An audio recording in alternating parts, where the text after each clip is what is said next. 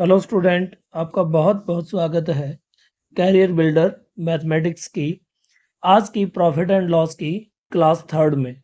आज की क्लास में अपने स्टार्ट करने जा रहे हैं आर.एस. अग्रवाल बुक के हिंदी मीडियम के क्वेश्चन 1 से स्टार्ट करने जा रहे हैं। तो चलिए देखते हैं आर.एस. अग्रवाल का प्रॉफिट एंड लॉस का फर्स्ट क्वेश्चन। पिछले 2 वीडियो में अपने इसके एग्जाम्पल देख चुके हैं। अगर आपने इससे पहले की वीडियो नहीं देखी तो आप class first and second profit and loss की देख लीजिए। चलिए स्टार्ट करते हैं आज की क्लास का फर्स्ट क्वेश्चन। इस क्वेश्चन में ये कह रहा है समान अंकित मूल्य वाली दो वस्तुएं ए और बी क्रमशः 15% और 12% छूट पर बेची गई। वस्तु ए और बी पर अर्जित लाभ का प्रतिशत क्रमशः 6.25% और 20% था। वस्तु बी का क्रय मूल्य वस्तु ए के क्रय मूल्य से 160 रुपये कम था। प्रत्येक वस्तु का अंकित मूल्य ज्ञात कीजिए। देखिए इस क्वेश्चन में ये कह रहा है कि दो वस्तुएं हैं, पहली वस्तु ए है एंड सेकंड वस्तु बी है। ये कह रहा है जो दोनों का एमआरपी है, यानी कि पहली का जो एमआरपी है उसे अगर मैं 100% मान लूँ तो दूसरी का एमआरपी भी 100% है, यानी कि दोनों का एमआरपी इक्वल है। अब ये कह रहा है कि जब पहली को बेचा गया तो उस पर 15% की छूट दी गई। अगर फर्स्ट पर 15% का डिस्काउंट दिया गया कि डिस्काउंट का परसेंटेज पहले पर था 15% और दूसरी वस्तु पर डिस्काउंट दिया गया 12% का, यानी कि जो फर्स्ट प्रोडक्ट है वो 100% में से 15% की छूट के बाद बेच दिया गया 85% पर, और सेकंड जो है वो 12% की छूट के बाद बेच दिया गया 88% पर। ये अपने पास दोनों का सेलिंग प्राइस आ गया। अब ये कह रहा है कि पहले को बेचने पर इसको जो प्रॉफिट हो रहा है वो प्रॉफिट हुआ 6.25% का, एंड सेकंड वाले पे इसको प्रॉफिट हो रहा है 20% का। तो देखिए यहाँ से मेरे पास सेलिंग प्राइस आ गया और प्रॉफिट का परसेंटेज आ गया। तो अगर मैं ए का कॉस्ट प्राइस फाइंड करूं तो कॉस्ट प्राइस का फार्मूला होता है selling price into 100 upon 100 plus profit percentage. मैं इसे अप्लाई कर देता हूं तो ए का सेलिंग प्राइस है 85% इनटू 100 अपॉन इस पे प्रॉफिट हो रहा है 6.25% का, तो मैं इसे 100 में ऐड करके लिखूंगा 106.25, और जब इसे सॉल्व करूंगा तो ये मेरे पास में आ जाएगा 80%। इसी तरह जब मैं बी का कॉस्ट प्राइस फाइंड करूंगा तो सेम फार्मूला अप्लाई करता हूं, लेकिन मेरे पास यहाँ सेलिंग प्राइस है 88% इनटू 100 अपॉन, और यहाँ पे मेरे को प्रॉफिट हो रहा है 20 का, तो नीचे लिख दूंगा मैं 120, और जब इसे सॉल्व करेंगे तो ये अपने पास आएगा 73 से ये 1/3%, यानी कि मेरे पास दोनों प्रोडक्ट के कॉस्ट प्राइस फाइंड हो गया कि ए का कॉस्ट प्राइस है 80% एंड बी का कॉस्ट प्राइस है 73 1/3%। अब अगर मैं देखूं तो ये लास्ट लाइन में कह रहा है कि बी का क्रय मूल्य यानी कि बी का कॉस्ट प्राइस ए के क्रय मूल्य से 160 रुपये कम है। अब अगर मैं यहाँ देखूं तो ए से बी का कॉस्ट प्राइस कितना कम है, तो अगर मैं इसे सॉल्व करता हूं तो ये बनेगा 62/3%, यानी कि ए से बी का जो कॉस्ट प्राइस है वो 62/3 यानी कि 20/3% कम है। अब मैं यहाँ से इसका रिजल्ट उठा लेता हूँ। ये कह रहा है कि ए से बी का जो प्राइस है वो 20/3% कम है, उधर ये बोल रहा है 160 कम है। अब अगर दोनों तरफ मैं 20/3 से डिवाइड कर दूं तो मेरे पास 1% की जो वैल्यू आएगी वो 24 आ जाएगी। 100% बनाने के लिए मैं दोनों साइड में 100 से मल्टीपल कर देता हूं, तो मेरे पास में 100% की वैल्यू आ गई 2400 रुपये, और यही अपना आंसर है। नेक्स्ट क्वेश्चन है अपने पास में, ये कह रहा है एक वस्तु को 20% की छूट पर 1020 रुपये में बेचा जाता है। यदि वस्तु 20% छूट के स्थान पर 199 की छूट पर बेची जाती तो विक्रय मूल्य ज्ञात कीजिए। देखिए इस क्वेश्चन को करने के लिए ये कह रहा है कि प्रोडक्ट का जो सेलिंग प्राइस है वो है अपने पास 1020 रुपये और इसे 20% डिस्काउंट पर बेचा जाता है। तो अगर मैं यहाँ से इसका MRP फाइंड करूँ तो MRP का फार्मूला हो जाएगा selling price into 100 upon 100 minus discount percentage. और जैसे ही मैं ये फार्मूला अप्लाई करता हूँ तो मेरे पास सेलिंग प्राइस है 1020 गुना 100 और बटा में छूट है मेरे पास में 20 और जैसे ही मैं इसे 100 में से माइनस करूँगा तो ये मेरे पास आ जाएगा 80। अब जैसे ही मैं इसको सॉल्व करूँगा तो ये मेरे पास में आ जाएगा 1275 रुपये। यानी कि इस प्रोडक्ट का जो MRP था या अंकित मूल्य था वो था 1275 रुपये। अब अगर अपने देखें तो इस प्रोडक्ट का MRP आ गया 1275 रुपये और इस पे छूट या डिस्काउंट की वो बात कर रहा है रुपीज़ में, वो कर रहा है 199। तो अगर मैं 1275 में से 199 या 199 माइनस कर देता हूँ तो मेरे पास में बचेगा 1076 रुपीज़ और यही अपना सेलिंग प्राइस आ जाएगा। तो ऑप्शन नंबर फर्स्ट अपना राइट आंसर है। प्रॉफिट एंड लॉस का नेक्स्ट क्वेश्चन है अपने पास, क्वेश्चन नंबर 3। इसमें ये कह रहा है संदीप ने एक वस्तु को उसके विक्रय मूल्य पर 13/1/3% के लाभ पर विनोद को बेचा। विनोद ने इसे आगे 7.5% हानि पर 1110 रुपये में बेचा।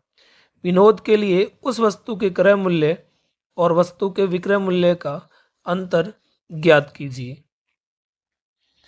देखिए इस क्वेश्चन में फर्स्ट पर्सन है संदीप और ये कह रहा है संदीप ने अपने किसी प्रोडक्ट को 13/1/3% यानी कि फ्रैक्शन वैल्यू अगर बनाए तो 2/15 प्रॉफिट पर विनोद को बेच दिया। अब अगर मैं संदीप की बात करूं तो जो संदीप का सेलिंग प्राइस है वो है मेरे पास में 15 यूनिट और उसने उस पर प्रॉफिट कमाया है 2 यूनिट, यानी कि 15 वाले को उसने 2 यूनिट प्रॉफिट पर बेच दिया। तो यहाँ से मैं कॉस्ट प्राइस फाइंड कर लूँगा कि कॉस्ट प्राइस का फार्मूला होता है सेलिंग प्राइस माइनस प्रॉफिट। तो सेलिंग प्राइस मेरे पास है 15 यूनिट और प्रॉफिट है मेरे पास 2 यूनिट। तो मेरे पास संदीप का कॉस्ट प्राइस आ गया 13 यूनिट, यानी कि संदीप ने अपने प्रोडक्ट को 13 यूनिट में बेचा था। अब देखिए संदीप ने ये प्रोडक्ट बेचा था विनोद को। अब अगर अपने दूसरे साइड में जाएं तो जो संदीप का सेलिंग प्राइस है वो विनोद का कॉस्ट प्राइस है। तो संदीप ने इसे बेचा था 15 यूनिट में, तो विनोद ने इसे परचेज किया है 15 यूनिट में, क्योंकि संदीप का सेलिंग प्राइस विनोद का कॉस्ट प्राइस है और यहाँ इस 15 यूनिट वाले प्रोडक्ट को इसने बेच दिया 7.5% लॉस पर। यानी कि अगर मैं बात करूं कि विनोद के जो प्रोडक्ट की कीमत थी वो 15 यूनिट थी और इसे इसने बेचा 7.5% लॉस पर, तो विनोद का जो सेलिंग प्राइस मेरे पास आएगा वो आ जाएगा cost price into 100 plus minus loss percentage upon 100। तो विनोद का कॉस्ट प्राइस है मेरे पास 15 यूनिट और 100 में से अगर मैं 7.5% को निकाल दूं तो ये बचेगा 92.5% और बटा में 100। अब देखिए जब इसको सॉल्व करेंगे अपने तो अपने पास इसकी वैल्यू आ जाएगी 555 बटा में 40 यूनिट। ये विनोद का सेलिंग प्राइस आ गया। और क्वेश्चन में अपने पास विनोद का सेलिंग प्राइस दिया हुआ है कि विनोद ने 7.5% की हानि पर इसे 1110 रुपये में बेच दिया। तो यहाँ से मैं कंडीशन को इक्वल कर लेता हूँ कि विनोद का सेलिंग प्राइस अपने पास में आया है 555 बटा में 40 यूनिट, और उधर अपने पास विनोद का जो सेलिंग प्राइस है वो है 1110 रुपये। अब अगर मैं दोनों तरफ 555 बटे 40 से डिवाइड कर दूं तो मेरे पास एक यूनिट की जो वैल्यू है वो आ जाएगी 80 रुपये। यानी कि इस क्वेश्चन में एक यूनिट की जो वैल्यू है वो मेरे पास है 80 रुपये। अब देखिए इस 81 यूनिट की वैल्यू से मैं सभी वैल्यूज़ रुपीज़ में निकाल लूँगा। जैसे संदीप ने इसे बेचा था 15 यूनिट में और इसे खरीदा था 13 यूनिट में। तो यदि एक यूनिट की वैल्यू 80 रुपये है, जो 13 यूनिट की वैल्यू है वो मेरे पास में हो जाएगी 1040 रुपये। यानी कि संदीप ने इसे बेचा था 1040 रुपये में, तो विनोद ने इसे खरीदा था 1040 रुपये में विनोद के कॉस्ट प्राइस की। तो वो अपने पास है 15 यूनिट। तो अगर एक यूनिट का अपने पास 80 है तो 15 यूनिट का अपने पास में हो जाएगा 1200 रुपये। अब देखिए यहाँ से अपने पास 2-3 वैल्यू आ गई। अगर कहीं बीच में बोलने में कोई गड़बड़ हो गई तो कोई दिक्कत नहीं। देखिए संदीप ने इसे खरीदा था 1040 रुपये में और संदीप ने इसे बेच दिया था विनोद को 1200 रुपये में, क्योंकि संदीप का जो सेलिंग प्राइस है वो विनोद के कॉस्ट प्राइस के बराबर है, याद रखना। तो संदीप ने इसे खरीदा 1040 में और विनोद को बेच दिया 1200 रुपये में, और विनोद ने इसे आगे बेचा था 1110 रुपये में। तो अगर पूछा जाए विनोद के खरीद मूल्य और बेच मूल्य का अंतर कितना है, तो इन दोनों का अंतर कर देंगे और अपने पास में आंसर आ जाएगा 90 रुपीज़। जो क्वेश्चन में नहीं है, इसने पूछा है विनोद के लिए उस वस्तु के क्रय मूल्य और वस्तु के विक्रय मूल्य का अंतर कितना है, तो अपना आंसर आ जाएगा इनमें से कोई नहीं। लेकिन अगर पूछे कि संदीप के क्रय मूल्य और विनोद के विक्रय मूल्य में कितने का अंतर है, तो अपने क्या करेंगे 1040 और 1010 का अंतर करेंगे, जो अपने पास में आ जाएगा 70 रुपये, 70 रुपीज़। तो अगर पूछे विनोद के क्रय मूल्य और विक्रय मूल्य का अंतर कितना है, तो अपने पास आ जाएगा 90 रुपये। और अगर पूछे संदीप के क्रय मूल्य और विनोद के विक्रय मूल्य का अंतर कितना है, तो अपना आंसर आ जाएगा 70 रुपये। चलिए नेक्स्ट क्वेश्चन पे चलते हैं। नेक्स्ट क्वेश्चन है अपने पास क्वेश्चन नंबर 4। ये कह रहा है किसी वस्तु के अंकित मूल्य क्रय मूल्य से 60% अधिक है, वस्तु को 25% छूट पर बेचा जाता है। यदि प्राप्त लाभ 40 रुपये है तो वस्तु का अंकित मूल्य कितना है। देखिए मैं ऐसा मान लेता हूँ इस क्वेश्चन में कि जो प्रोडक्ट का कॉस्ट प्राइस है वो है 100%, इस पे 60% अधिक लिखा गया, मतलब इसे 60% इंक्रीज करके लिखा गया। मतलब प्रोडक्ट का जो MRP अंकित मूल्य है वो हो गया 160%। अब इस प्रोडक्ट पे 25% की छूट दी गई और इसे बेच दिया गया, तो 120% का जो 25% होगा वो हो जाएगा 40 रुपये। 160% का जो 25% होगा वो हो जाएगा 40%। मतलब इस पे 40% की छूट देने के बाद, डिस्काउंट देने के बाद इसे बेच दिया गया। तो 160 में से 40 निकालेंगे तो ये अपने पास बचा 120%, मतलब इसे बेचा गया 120% पे। अब देखिए इसे खरीदा गया था 100% में और इसे बेच दिया गया 120% में, तो इस पूरे सौदे में फाइनल कितना प्रॉफिट हो रहा है। तो अगर मैं 120% में से 100% को निकाल दूं तो यहाँ पे जो प्रॉफिट आ रहा है वो आ रहा है 20%। ये अपने पास इस क्वेश्चन में आ गया प्रॉफिट। अब सिंपल सी बात है कि 20% प्रॉफिट दिखा रहा है, इधर ये क्वेश्चन में दिखा रहा है कि 40 रुपए का प्रॉफिट हुआ। तो सिंपल सी बात, 20% प्रॉफिट कितने के बराबर है? 40 रुपए के। तो यहाँ से अगर मैं दोनों तरफ 20 से डिवाइड कर दूं तो मेरे पास 1% की जो वैल्यू है वो आ गई 2। यानी कि इस क्वेश्चन में 1% जो है वो 2 रुपए के बराबर है। अब इसने पूछा है कि अंकित मूल्य यानी कि एमआरपी पता कीजिए। देखिए इस क्वेश्चन में एमआरपी कितना है?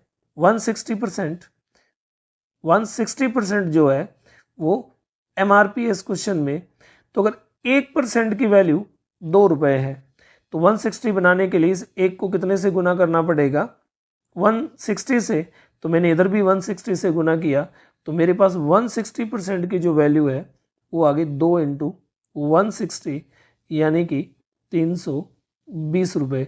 यानी कि इस प्रोडक्ट का, इस क्वेश्चन में जो प्रोडक्ट है उस प्रोडक्ट का जो एमआरपी था वो था 320 रुपये। ऑप्शन डी अपना राइट आंसर है। नेक्स्ट क्वेश्चन है अपने पास क्वेश्चन नंबर 5। ये कह रहा है नीचे फर्स्ट और सेकंड नाम की दो मात्राएं दी गई है। दी गई जानकारी के आधार पर आपको दो राशियों के बीच संबंध निर्धारित करना है। दिए गए आंकड़ों और गणित के अपने ज्ञान का उपयोग करते हुए संभावित उत्तर का चयन करें। मात्रा फर्स्ट ये बोल रहा है एक वस्तु का विक्रय मूल्य 450 है। यदि वस्तु को बेचकर 20% लाभ अर्जित किया जाता है तो अर्जित लाभ है। और मात्रा सेकंड में ये बोल रहा है एक वस्तु का विक्रय मूल्य 84 रुपये है। यदि वस्तु को बेचकर 20% लाभ अर्जित किया जाता है तो वस्तु का क्रय मूल्य क्या है? देखिए इस क्वेश्चन को करने के लिए अपने पहले फर्स्ट स्टेटमेंट को लेते हैं। फर्स्ट स्टेटमेंट में ये बोल रहा है कि जो प्रोडक्ट का सेलिंग प्राइस है वो है अपने पास 450 रुपये। और उसके बाद ये बोल रहा है कि जब इसको बेचा गया तो इस पर प्रॉफिट हुआ 20% का। तो यहाँ पे अपने परसेंटेज की वैल्यू लगा देते हैं। मान लीजिए अगर प्रोडक्ट का कॉस्ट प्राइस 100% था तो उसे 20% लाभ पर बेच दिया गया 120% में। यानी कि 100 वाले को कितने में बेचा गया? 120 में। और 120% की जो वैल्यू है वो अपने पास दी हुई है 450।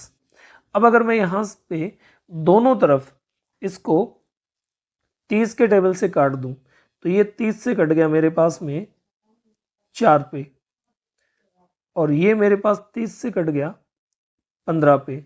तो मेरे पास 4% की वैल्यू आ गई 15 रुपये। अब मेरे को इसमें पूछा गया है फर्स्ट में अर्जित लाभ क्या है। तो अगर मैं इसे 5 से गुणा करूं तो मेरे पास में आ जाएगा 20%। और अगर मैं इधर 5 से गुना करूं तो मेरे पास में आ जाएगा 75 रुपये।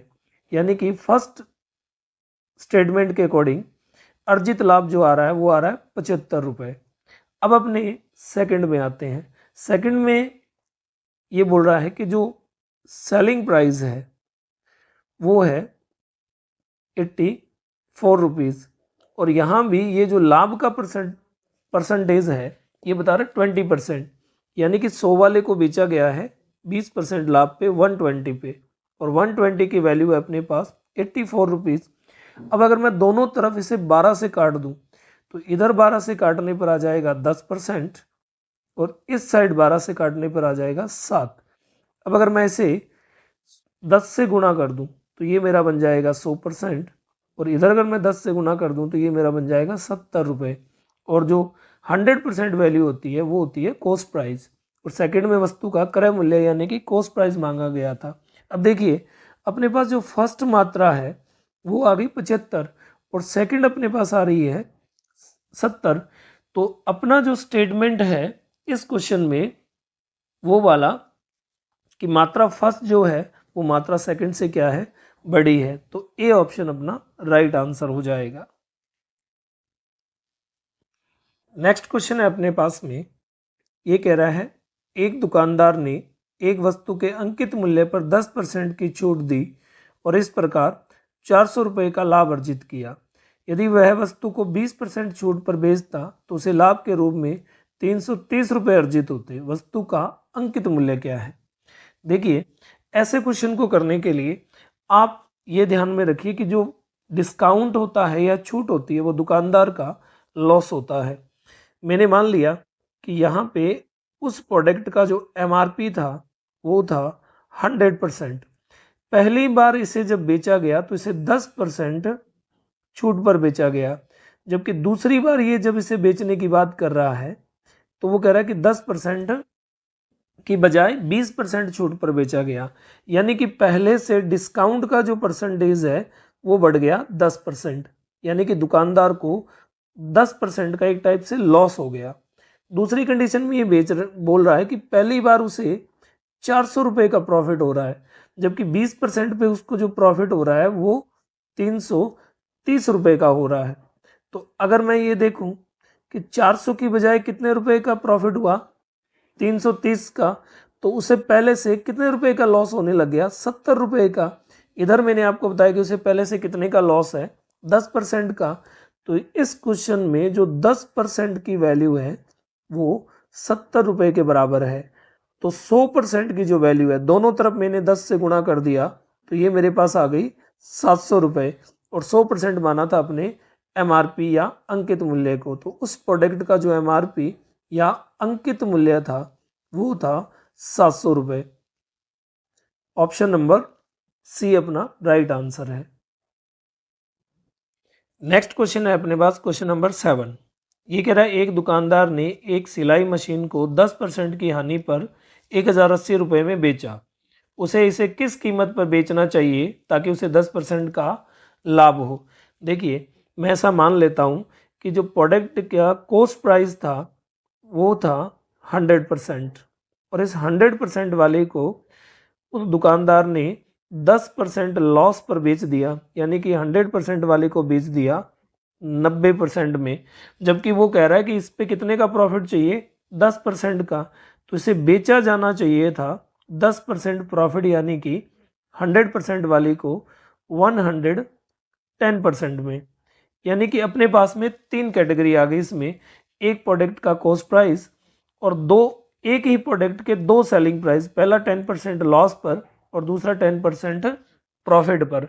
अब इन तीनों में से अपने पास जो दिया हुआ डाटा है रुपीज़ में वो है 1080 रुपये, और ये है लॉस वाला, यानी कि प्रोडक्ट कितने में बिका, 90% में। इधर ये बोल रहा है प्रोडक्ट कितने में बिका, 1080 रुपये में। यानी कि 100% वाले को जब 10% लॉस पे बेचेंगे तो ये हो जाएगा 90%, और 90% की अपने पास इस क्वेश्चन में वैल्यू दी हुई है 1080 रुपये।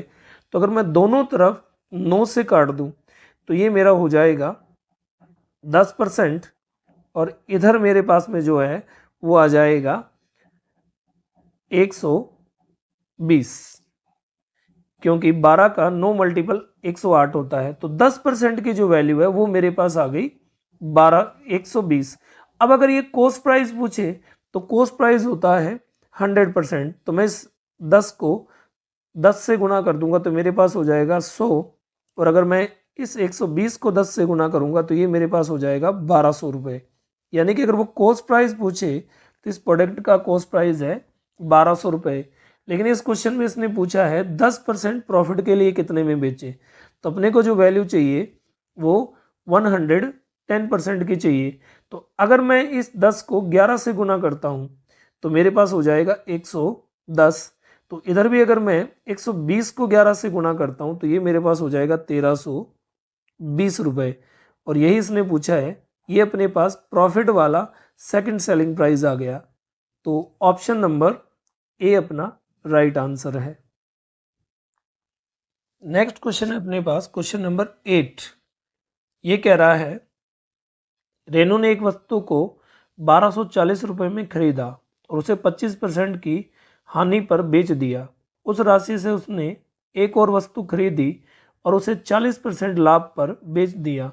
रेनू को कितने प्रतिशत लाभ हुआ। इस क्वेश्चन में ये कह रहा है कि रेनू ने 1240 में एक प्रोडक्ट खरीदा, यानी कि रेनू के लिए उस प्रोडक्ट का जो 100%, यानी कि कॉस्ट प्राइस कितने के बराबर होता है, 100% के बराबर। 100% की वैल्यू है 1240 के बराबर। अब अगर मैं इसको दोनों ओर 4 से काट दूं तो ये मेरे पास आ जाएगा 25%, और ये मेरे पास आ जाएगा 310। यानी कि इस क्वेश्चन में 25% की जो वैल्यू है वो 310 है, और इधर ये कह रहा है कि रेनू को 25% का क्या हुआ, लॉस। तो यानी कि 100% वाले में जब 25% का लॉस हुआ तो रेनू ने वो प्रोडक्ट बेचा 75% में, और इधर अगर अपने बात करें तो 1240 में 310 निकाल देंगे तो वो प्रोडक्ट बिका 930 रुपए का। अदरवाइज 25 को 3 से गुणा करेंगे 75, 310 को 3 से गुणा करेंगे 930, यानी कि 100% वाले पे 25% का लॉस हुआ तो वो बिका 75% में, और 1240 वाला 930 में, यानी कि इस प्रोडक्ट में रेनू का फर्स्ट सेलिंग प्राइस आ गया अपने पास में 930 रुपए। अब ये कह रहा है रेनू ने इसी राशि से एक दूसरा प्रोडक्ट खरीदा, यानी कि रेनू ने जो दूसरा प्रोडक्ट खरीदा उसकी जो वैल्यू है वो है 930 रुपए, क्योंकि परचेज प्राइस क्या बन जाता है, 100% के बराबर। तो 930 में दूसरा प्रोडक्ट खरीदा, दूसरे प्रोडक्ट का खरीद मूल्य यानी कि 100% कितना हुआ, 930, कॉस्ट प्राइस हो गया 100%, जिसकी वैल्यू आ गई 930, और इसे 40% लाभ पर बेच दिया। देखिए अगर मैं दोनों साइड में 10 से काटूं तो मेरे पास 10% की वैल्यू आ गई 93। अब अगर 100 वाले पे 100 वाले पे 40% का प्रॉफिट कमाना है तो 100 वाले को कितने में बेचना पड़ेगा, 140 में परसेंट में, यानी कि 100 वाला जब 140 में बिकेगा तो कितना प्रॉफिट लेके जाएगा, 40%। तो मैंने 10 को क्या किया, 14 से गुना किया, मेरे पास आ गया 140, और इधर जब मैं इसे 14 से गुना करूंगा तो ये मेरे पास में आ जाएगा 1302 रुपए, यानी कि मेरे पास में 140% की जो वैल्यू आ गई वो आ गई 1302। यानी कि फाइनली इस सौदे में रेनू ने इस प्रोडक्ट को कितने में परचेज किया था, 1240 में, और दो प्रोडक्ट अलग अलग खरीद के बेचने में फाइनल उसके पास जेब में कितना रुपए आ गया, 1302। तो अपने कह सकते हैं कि रेनू ने 1240 रुपए का इन्वेस्टमेंट किया और 1302 रुपए कमाए टोटल। तो यहाँ पे इसे प्रॉफिट हो रहा है, और प्रॉफिट का जो फार्मूला होता है वो होता है selling price minus cost price. Renu ने फाइनली प्रोडक्ट कितने में बेचे, 1302 में, और वो फाइनली वो खरीद के कितने में लाया था, 1240 में। तो इस पूरे सौदे में रेनू को जो प्रॉफिट हो रहा है वो हो रहा है 62 रुपीज़ का, यानी कि 62 रुपये का। तो अपने कह सकते हैं 1240 रुपये में उसने प्रोडक्ट खरीद करके क्या किया, 62 रुपये का प्रॉफिट कमा लिया बेच करके। अब इस क्वेश्चन में पूछा जा रहा है रेनू को कितने प्रतिशत लाभ हुआ। देखिए प्रॉफिट परसेंटेज का जो फार्मूला होता है वो होता है profit upon cost price into 100। Profit हुआ 62 रुपये का, कॉस्ट प्राइस था 1240 और गुणा में 100। जब आप इसे सॉल्व करोगे तो आंसर आएगा 5%, और यही अपना आंसर है। नेक्स्ट क्वेश्चन है 9 नंबर। ये कह रहा है एक वस्तु का अंकित मूल्य 315 रुपये है, इसे 288 रुपये में बेचा जाता है। यदि इसे 4% की हानि होती है तो वस्तु का क्रय मूल्य से कितने प्रतिशत अधिक अंकित किया गया था। देखिए जो MRP होता है वो 100% होता है, और जो कॉस्ट प्राइस होता है वो भी 100% होता है। तो पहले अपने इसका कॉस्ट प्राइस फाइंड करते हैं। ये कह रहा है कि प्रोडक्ट को 288 रुपये में बेचा गया और 4% का लॉस हुआ। अगर कॉस्ट प्राइस 100% था और 4% का लॉस हुआ तो प्रोडक्ट को बेचा गया था 96% में, और 96% की जो वैल्यू है वो अपने पास आ रही है 288। अगर यहाँ से मैं 100% बनाना चाहूँ तो 96 से 96 कट गया 1 टाइम, और 96 से 288 कट गया 3 टाइम, तो मेरे पास 1% की वैल्यू आ गई 3। अब अगर मैं दोनों तरफ 100 से गुणा कर दूं तो मेरे पास 100% की वैल्यू आ जाएगी 300 रुपये, यानी कि प्रोडक्ट का जो कॉस्ट प्राइस था वो था 300 रुपये। अब देखिए कॉस्ट प्राइस से जितना एक्स्ट्रा लिखा जाता है वो मेरा होता है MRP, यानी कि अंकित मूल्य। तो अगर अपने यहाँ देखें तो जो 1% की वैल्यू है वो है 3, 1% की जो वैल्यू है वो है 3।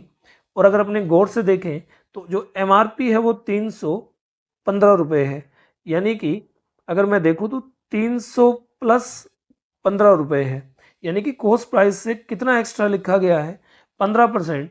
अगर 1% की वैल्यू 3 रुपये है तो यहाँ लिखा गया है 15 रुपये ज़्यादा। तो अगर मैं दोनों तरफ 5 से गुना करूँ तो 5% की वैल्यू आ जाएगी 15 रुपये, यानी कि MRP कॉस्ट प्राइस से कितना ज़्यादा है 5%। ऑप्शन बी अपना राइट आंसर है। नेक्स्ट क्वेश्चन है अपने पास 10 नंबर क्वेश्चन। ये कह रहा है एक वस्तु के अंकित मूल्य पर X% की 2 क्रमागत छूट दी जाती है। देने के बाद कुल छूट 259 रुपये 20 पैसे है, 259.20 रुपीज़ है। यदि वस्तु का अंकित मूल्य 720 रुपये है तो X का मान क्या है। देखिए ऐसे क्वेश्चन बाय ऑप्शन करने चाहिए। तो इन ऑप्शन में मेरे को सबसे इजी ऑप्शन लग रहा है सी, और सी ऑप्शन है अपने पास में 20%। अगर मैं इस 20% को लेता हूँ और मैं इसमें ए बी वाला फार्मूला लगाता हूँ कि ए माइनस बी प्लस ए इंटू बी अपॉन 100। ये मैंने परसेंटेज में बहुत अच्छे से बताए हैं। छूट यानी कि डिस्काउंट, यानी कि कम, और कम को माइनस से दिखाते हैं। तो मेरे पास आ गया माइनस का 20 प्लस 20 इंटू 20 अपॉन 100। अब जैसे ही अपने से सॉल्व करेंगे तो माइनस का 40 प्लस का 4, तो मेरे पास फाइनल आ गया माइनस का 36%। और माइनस का मतलब होता है कमी या छूट। तो 20% की 2 छूट किसके बराबर हो जाएगी, लगभग 36% की छूट के बराबर हो जाएगी। अब देखिए अपने पास में जो MRP है वो है 720, और मैंने 720 का 36% यानी कि 720 पे कितने की छूट दी जा रही है, 36% की। तो जैसे ही मैंने 720 का 36% निकाला तो ये अपने पास में निकला 259.20, और यही इस क्वेश्चन में दिया हुआ है जो वेरीफाई हो गया। तो अपना आंसर आ गया ऑप्शन सी।